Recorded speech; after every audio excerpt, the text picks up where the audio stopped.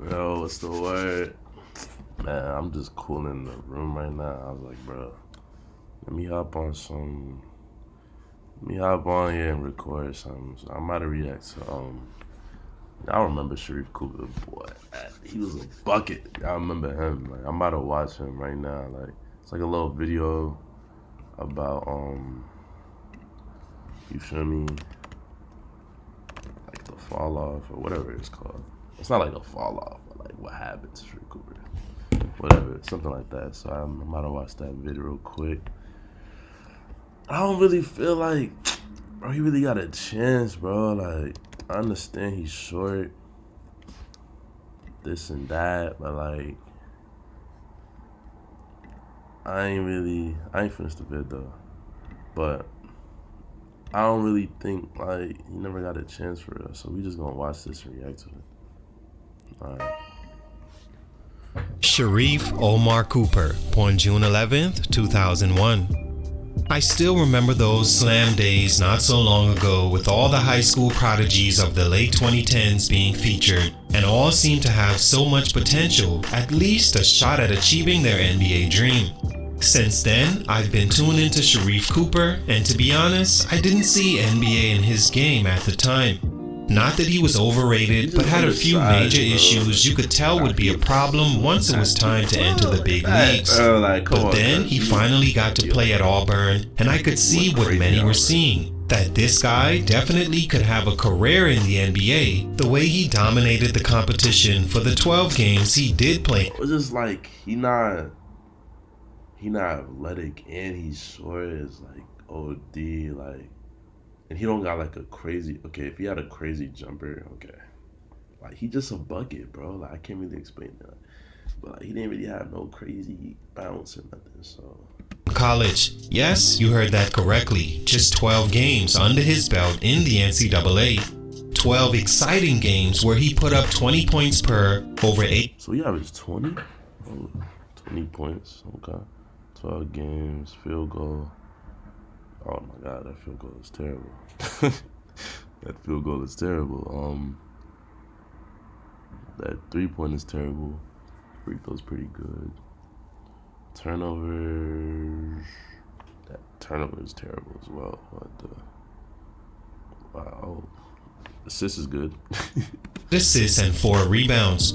What was more impressive was how he got to the paint at will with his quick moving feet, shifty ball handling, and ability to change direction. He was crafty and hungry still, but fighting a battle to even get on the court after the NCAA began investigating his eligibility, which cost him his first 12 games of his 1 year at Auburn. But Sharife didn't disappoint. He opened his career with 26 points and 9 assists, following that up with an even better 28 points, 12 assists, and 5 rebounds.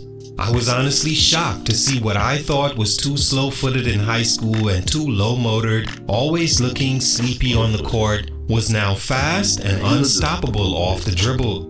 He had also developed a chip on his shoulder I believe he needed instead of the laid-back persona he carried in high school that, although made him a 5-star recruit, was still just high school. He'd leave Auburn earlier than anyone expected after a small sample in college and be drafted in the second round of the 2021 NBA draft by the Atlanta Hawks. Since then, he's played 13 games in the NBA in 2 years and scored a total of 7 points. Sharife's story, in a lot of ways, is a good example of the pitfalls of circumstances as well as timing not being in the player's favor. He's most recently been waived by the Cleveland Cavaliers after an unnoteworthy 2023 Summer League where he averaged 4 points, 4 assists, 3 turnovers, and shot 18% from the field and 8. Wait, hold on. Hey, bro, I'm here to vouch for you, but I'm not gonna lie, you're not making it easy, bro. What the? 4 points, 4 assists, and 3 turnovers. 18.9 field goal, and bro, what? Bro, see, I'm not even gonna say it because I like Reef, man. I ain't even gonna say why. Why you think Shorty, hey man, Shorty, goddamn, you feel me? But if you know, you know. But Bro, lock in, gang. Like, bro, what is this? 15% from 3. His options as of now will be to return to the G League in hopes he develops what scouts feel he's missing, or to embark on an overseas journey, one that means being outside the NBA umbrella in hopes an NBA team maybe takes notice. It ain't always making it to the league as soon as possible, but being ready to stay there. Sharife Cooper learned the hard way. Will he ever get back? We'll see. What happened? Let's talk about it. It's your boy JC Started Growth. Let's get it, man. Pretty sure Take a minute to like, subscribe, and comment on who I should do next. To be free and flexible and creative was really essential to what I wanted to make, and I didn't find a platform that did. Sharife Cooper is a quote 6-foot point guard from Newark, New Jersey, but moved to Atlanta at 6 years old. He has 2 sisters, one of which played in the WNBA, and a twin brother that plays basketball as well. Throughout high school, Sharife excelled immediately. As a freshman, he led his team to an almost undefeated record, and by sophomore year, was dropping 40 on top recruits. He really hit the radar as a junior, averaging 27 points, over 8 assists, 5 rebounds, and 4 steals a game, winning the school's first state title. He was Georgia's Mr. Basketball and Gatorade Player of the Year for his state. He would go on to have a McDonald's All-American senior year, where not long after he left school, his jersey was retired as the most successful player in school history. Sharife chose Auburn for college ball, but held out by the NCAA to investigate if Cooper received illegal benefits tied to his sports agent father. He sat out 12 games, but the next 12 were his most exciting. Stunt number 1, leaving school too soon. This growth stunt has to be the most recurring when it comes to the NBA journey. On one side, I understand the mindset of leaving early because who knows what tomorrow holds, and if there's a small window of opportunity, we as people are taught to answer the door when it knocks. It takes a strong person to see your friends get to where you all talked about for years, only for you to still be at a level you feel you're better than. Add to that, making no money, as the NCAA was, right up to Sharife leaving school before summer 2021. A month later, NIL deals were approved and kids could accept benefits. A flawed system from the beginning, made by greedy individuals that never have to answer for their actions. In my opinion, Sharife absolutely should have stayed in school at least another year before jumping to the NBA. What you have to understand clearly, and you don't have to play in the NBA to know this, but in any walk of life, it's not about getting the job. It's about being valued enough at said job that you end up sticking around long term or leave on your own dime. Getting to the NBA seems cool, but if there's a chance you go in the dreaded second round, why not stay another year and dominate the competition even more? In Sharife's case specifically, barely 6 foot or under point guards enter the league every year. It's the most unneeded position in the history of the game. To be that, shoot 27% from 3, only play 12 games and... Bro, why he low-key fried, man? Shit.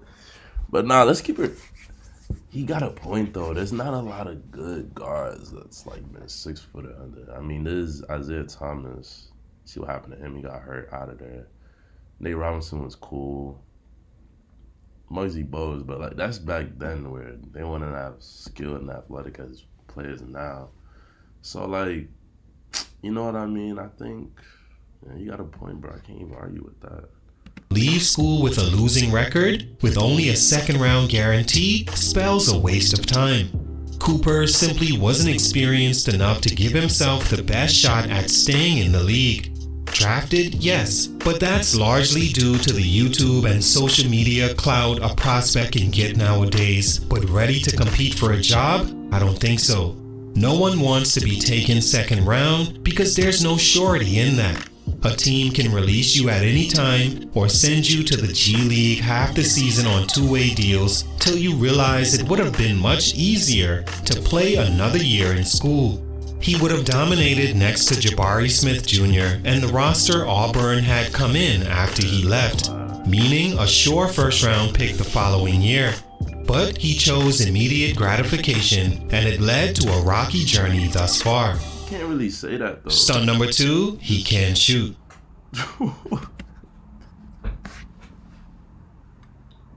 Bro, what? Now that's low-key crazy, I ain't gonna lie. He can't Cake shoot. in the break room! Crazy. Cake in the break room! There's cake in the break room. Shoots. Going away party for That's Marco! actually crazy, I'm not gonna lie. The biggest problem Sharife faced outside his height was his three-point shot. He's always had a flat-footed, awkward hitch in his jump shot that improved in form over the years, but not in result. Every year he's been where they release stats to the public, he's been a poor shooter.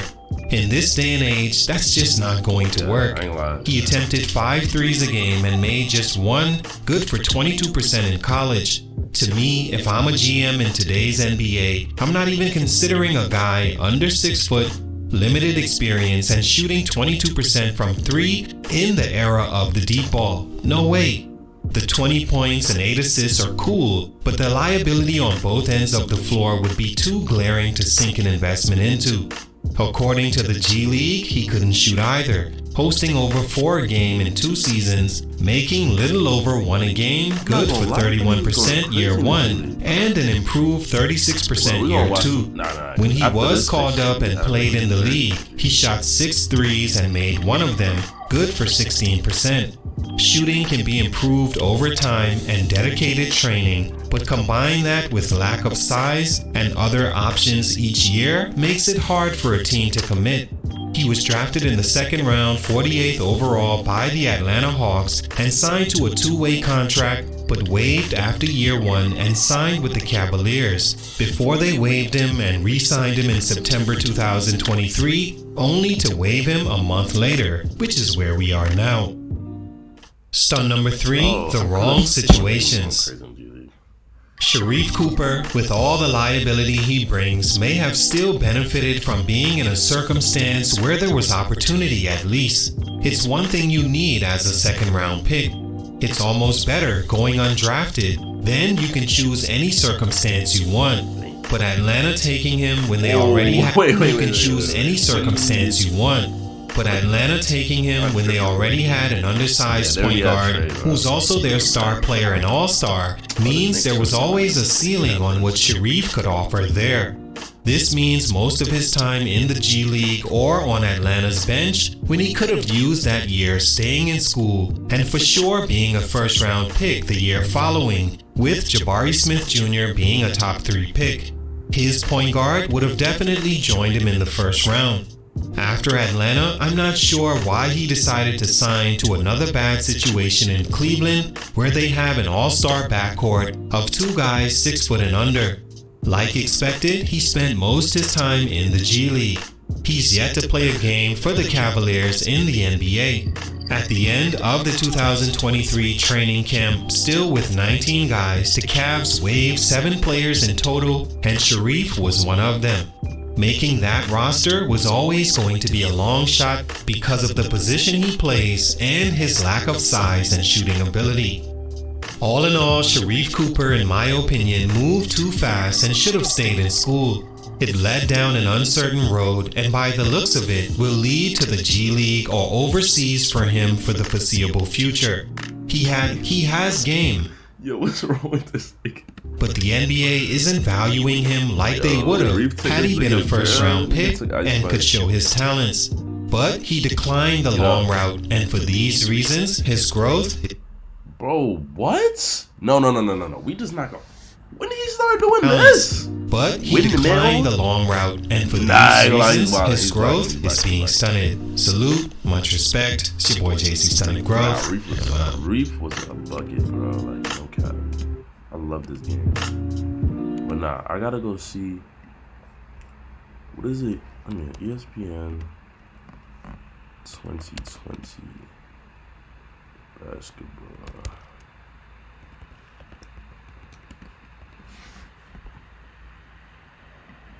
Is it 2020? Yeah, it's 2020. Jalen Green, Cade, Josh. What was he ranked at? Daywash.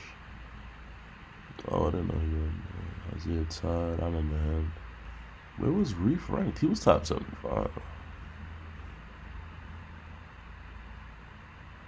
What happened to this dude? Dang, there's some lost names here. Moses Moody's in the league.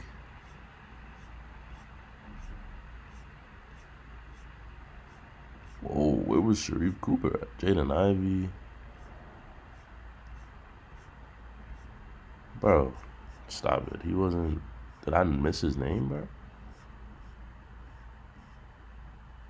BJ Boston, Scotty Barnes. Bro, where's Sharife Cooper at?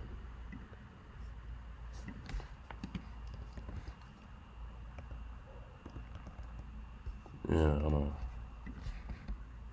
What's he ranked at?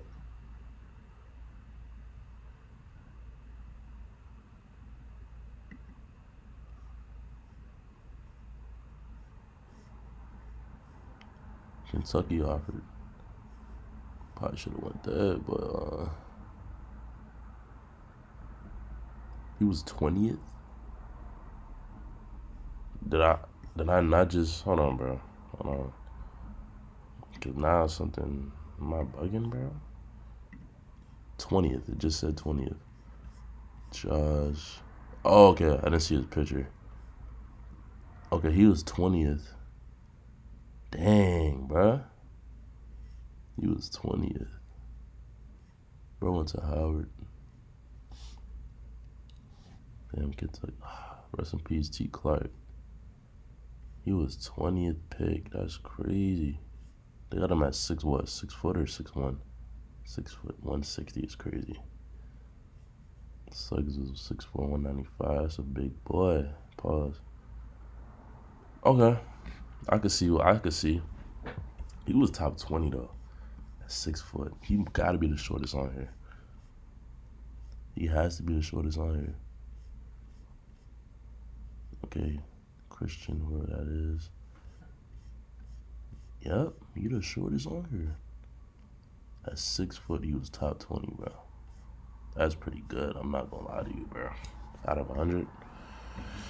That's pretty good, folks. Nah, but Reef was really that guy, though. I can't even lie like he not, though, but hey, man, I just wanted to finish this video. I said might as well finish it with y'all, so I'll probably upload this pretty soon. Appreciate y'all for tapping in, though.